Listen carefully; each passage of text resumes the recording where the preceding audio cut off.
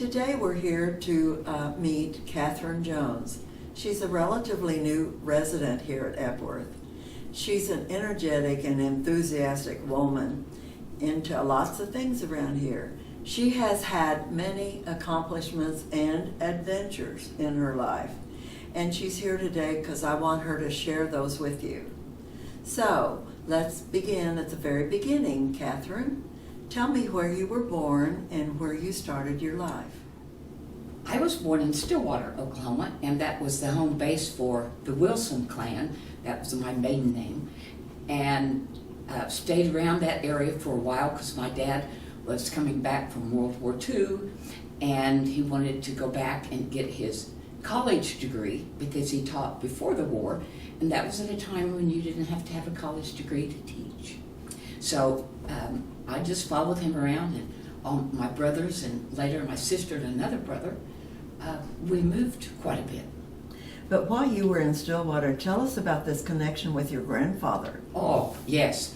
My grandfather, Colonel Alexander Nova Wilson, he and my grandmother bought this huge house because he wanted a place for all the grandchildren and, of course, the parents to come back. And 3-story, I think there were 8 bedrooms and living areas. It was incredible. And he was also a counselor for the veterans coming back after World War II. And this house was located? Oh, it's a block and a half south of the campus fire station. And we grew up in that area, and he would walk us around campus and tell us all the good things, and he was so proud of all the grandchildren, and we were so excited to go anywhere with him, because in the summer when it was really warm, he always wore his pith hat, his pith helmet, and it was great fun. Okay. But you moved around with your father because he was a coach, is Yes. that correct? Right. We moved to Greenfield, which is in between Watonga and Gary, and he was the football coach and the basketball coach. We moved from Gary, it was very small, from Greenfield. It was a very small school. And then we moved to Mountain View. And we were in Mountain View 6 years, double what we had been in Greenfield. And he was the boys basketball coach and then the football coach. But it was a bigger school, so there was another coach. So we lived there, and my oldest brother, Doc, graduated from high school at Mountain View. The 3 older ones of us were a year apart. So my brother Doc graduated. We moved to Crescent. My dad was coaching. It was a little bit bigger school. And my brother Leonard graduated. And then we moved to Weatherford, where I graduated. And we moved to Weatherford for my dad to finish his certificate for administration, for him to be a superintendent. So we were there my senior year. I finished high school, and my dad finished his administrator certificate, and he got a superintendent's job at Mountain Park. So yes, so they were there 8 years, and my little sister graduated. And I want to back up. When I graduated from high school, that fall I started college, and my little brother started first grade. And where did you start college? I started college at Northern Oklahoma College in Tonkawa. Okay. I was offered a great scholarship there in debate, speech, anything else they needed me to do, and I loved the 2 years I was there. And did you further that career, that absolutely. education? Right. After my associate's degree, I transferred to Northwestern Oklahoma State University at Alva and finished in another year because I'd gone to summer school all that time and saved the hours, and I was putting myself through school, so I thought if I could finish in 3 years, it would be a good thing. So I received my bachelor's from Northwestern. And you were in debate and Speech, drama and speech? All of that, little radio. Oh boy. And where did you do that then? Oh, almost everywhere I was. There was another student, I had a radio show in Tonkawa, but the Tomcat Show. So we had a show for 2 years. Yes, the Tomcat Show. Yes. Right. And was in plays and just loved all that. And I just can't imagine not doing it. I sometimes, very rarely though, would envy people who just went to classes and go study, went to classes and go study. I worked the whole time, and I know that helped me become a better person. Yes. And what was your next level of education? I know you kept moving forward. Right. Well, when I graduated, and my son reminds me once in a while that I've been teaching now in parts of 7 decades. That can really make you feel old. But I started teaching in Coldwater, Kansas, right after my graduation at Northwestern. And I immediately started working on my master's degree. And it was 70 miles, from 35 miles south and 35 miles east from Coldwater to Alva. So there were always 4 of us every semester taking night classes. So I did that working full time. And then as I finished, was finishing my master's, had married a couple years before that. I was expecting my son Lane. So I waddled across the stage in 1973, expecting him. So I enjoyed that a lot. I'm sure he remembers that. Well, he made comment about it when he finished his master's there, going across the stage. So you were in Kansas 12 years, did you tell me? Yes, well, total 9 years. 6 years in Coldwater, and I moved from Coldwater, the barren but wonderful, wonderful people, the barren Southwest, to Fredonia, which is just north and a bit east of Independence, Kansas. Okay. And it was a bigger school. And you were an administrator there? No, Not yet. No, not yet. I was debate coach, drama, speech, all of that. Okay.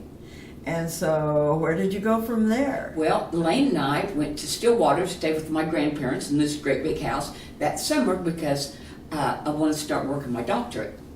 And a friend of mine that I saw said, "Oh, you ought to, there's a great job, Conoco's wanting to hire people strong in communication skills."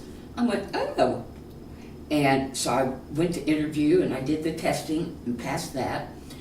And I thought, wow, only work 40 hours a week? That wasn't for me. The corporate world was not for me. I was there a year and then learned of a job open at, I'll back up. I was offered the job at Conoco in Ponca City, which is 12 miles from Tonkawa, where I went to college. So one of the people in the Ponca City theater, community theater, and I was active in that, said, "Oh, there's a job open at Northern in drama and all that." I went, "Oh, really?" So I went over and met with the president, and he said, "Well, it's only for 1 year." And I said, "Well, you're not going to be able to get rid of me." So I went there for the 1-year job, and I was there 12. Okay. Okay. And how did you get interested in computer science? How did that happen? Well, what happened, it gave me full and deep appreciation for people who do this all the time. There were no computer science degrees. This was in 78. There weren't any computer science degrees. And universities were working on them, but Conoco had their own training program. And their training program was, I got to work the first day, they gave me a book and said, "Here's a classroom, when you have questions, call us." And I learned COBOL and Fortran that way. It wasn't for me. Okay. The people were wonderful, and I learned a lot. Learned so much about flow charting. Ugh. I shouldn't have said that. But tell us how you got involved in the university centers, like UCAT at Tulsa, and then you were involved in setting up another one? Yes. I was 6 years full-time in the classroom at Northern, then I moved over into administration. And in the summer of 1990, they announced, the state regents for higher education announced that they were going to build a higher ed center in Enid, because Enid did not have access to public colleges or universities. So university center, like the one they have at UCAT, I think that's more famous. It was the second one in the state. They have lower division from a community college, upper division, some graduate from Northwestern, well, with us, and then graduate courses. So the one at Enid being built, it was going to be Northern Oklahoma College. I had an associate degree from there. Northwestern Oklahoma State University. I had my bachelor's and master's from there. And OSU, I was working on my doctorate there. So I thought I had my name on it. In 1987, there was a group of people, a committee called Only We Can Do It. That during bad times, Penn Square Bank had failed, and they were able to pass a 3/4 penny sales tax. And at that sales tax, 1/3 of it went to economic development, 1/3 went to Phillips University because they were having financial difficulties at that time, and then 1/3 for public higher education. So I went over and interviewed. I just thought I had my name on it, and I was very blessed to be selected. So I moved to Enid, started November 1st of 1990, my son's birthday. And we started, my board of regents, trustees, we started looking for a place to buy and renovate or build. And we worked closely with the 3 colleges and universities and ended up buying some land from Phillips. It was their old soccer field that they weren't using. And we built an 85,000 square foot building. We spent $6.3 million doing it. And I have to be obnoxious here. We moved in early and under budget. Oh, that's wonderful. Yeah, I love that. That's wonderful. From someone who got to go to UCAT. Yes. It's Yes. very important to have those facilities available. It makes so much sense. Yeah. Well, somewhere along the line, you took, in your life, you took students over into Europe, and you learned something over. Oh, I learned so many things. 9 trips I took adults and students. 2 of them, one was an 8-week trip, and the other one was a 9-week trip. And then the others were either mostly 10 days or 2 full weeks. 8 and 9 weeks, a long, long time. Yeah. But we would study. I wrote curriculum for us to study in the morning, and then it say we were going to study the Kings in England, or we're going to go see the Tower. We'd study that in the morning, and in the afternoon go visit it, rather than get in a bus and drive. There's that and there's that. Yeah. So we did that all over Europe, and then one year, well, it was 1975, we spent 10 days in Russia. And I look now at what's going on, and I'm so glad I went. And I never really understood what that utilitarian government meant. If it's not needed or useful, they didn't have it. Mm-hmm. And that was kind of hard to put my brain around, but it was very interesting. And you learned something in Switzerland, you told me. Oh, thank you for asking me. This is really obnoxious. I learned to ski in the Swiss Alps. That's really awful, isn't it? Well, no, that's a thrill. That's Yeah. a thrill. Well, it's funny. Great thrill. Their slopes are not marked. You go up, you go down. That's the way it goes. Oh, yes. And there was probably a nice sized class at a part of my group that we'd never skied, so we stood, that mountainside, and we understood most of the instructions. Their English was much better than their French. Okay. But it was wonderful. Well, you've had many accomplishments in your life. I can hear that from what you've told me so far. But the one that really intrigues me is, tell me about this love you have for driving a fast car. I've always liked fast cars. My son Lane, I keep mentioning, he thought it was pretty cool when I bought a new Trans Am. He would sit, back in the days we didn't know, children were going to get killed. And we'd look back, and of course, it was dangerous. But he'd sit on that console, put his little arm around, and we'd drive that fast Trans Am. Oh. He'd love that. But I tried to be a little more practical as I got a little bit older, because I discovered a wonderful place in Las Vegas, and they have one Dallas-Fort Worth area as well. It's called Exotic Racing. And so, first time I went, what you do is you pick out the car. I drove a Lamborghini Gallardo, and they have a little class for everybody who's going to drive. It's an hour, and they explain how the car operates. You're not alone. They're smarter than that. I mean, these are real race cars. So they, taught us that there would be a professional race driver with us, and Victor was, and he was Italian. Of course, he was Italian, and he looked about 12. So, and we had paddle shifting, and I've had it on 2 cars since. It's really pretty slick, but they explained to us there are no rear view mirrors. No rear view mirrors on race cars. You're in front all the time.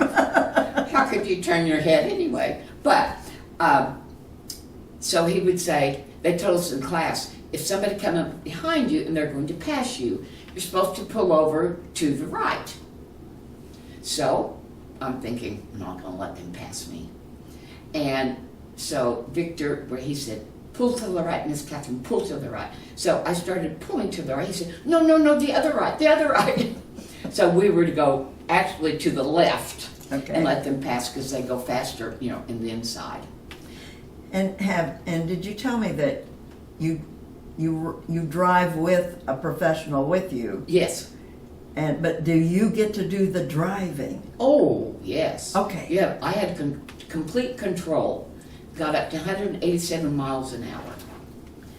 And I was a wreck. No pun intended. I mean, it was so exciting, but when we got back, because we did 5 laps, you pay by the lap, and I got to start to get out of the car, and because I was so like this, my legs were just shaking. So I rested a little bit, and then I bought some laps to do a ride-along. And Rudy, my driver, I don't think Rudy, he was very nice, but he won't see this. He lacked a little something in people skills.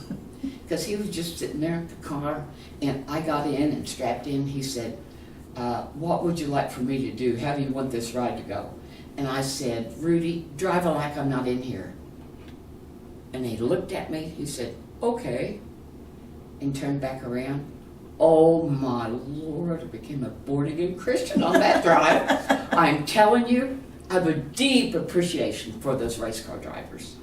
And you want to I've do gone it back. again? Oh, I've gone twice, and I'm going to go again, maybe this fall. Okay.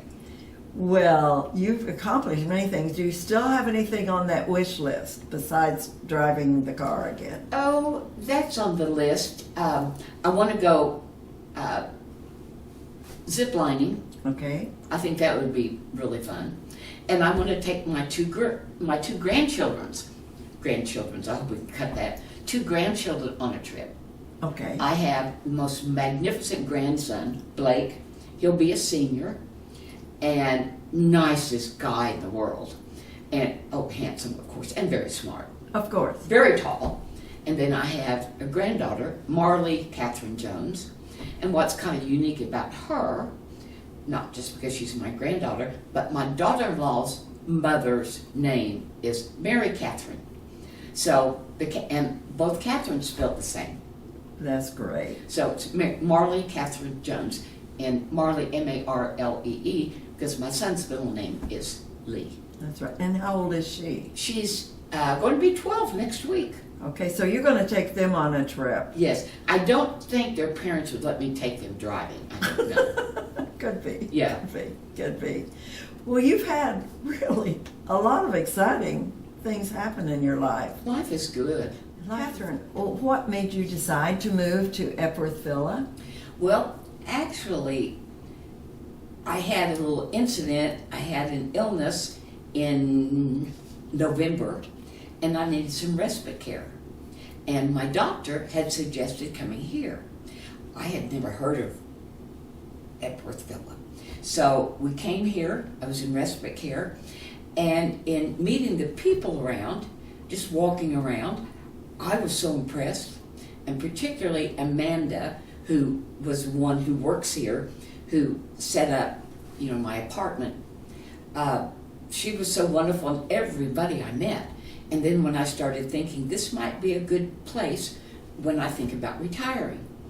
And then after I left here, my son and daughter-in-law, and my wonderful daughter-in-law, Tara, we came out here to visit because I thought housing market's great. I just built a new home in Piedmont, and I thought, this is the time to do it. And it was great, and I just love it here. And my two puppies, Bert and Ernie, love it too because we have a nice big backyard. And I just want to thank you very much for talking with us today and certainly. sharing all of your adventures. Thank you very much. Absolutely.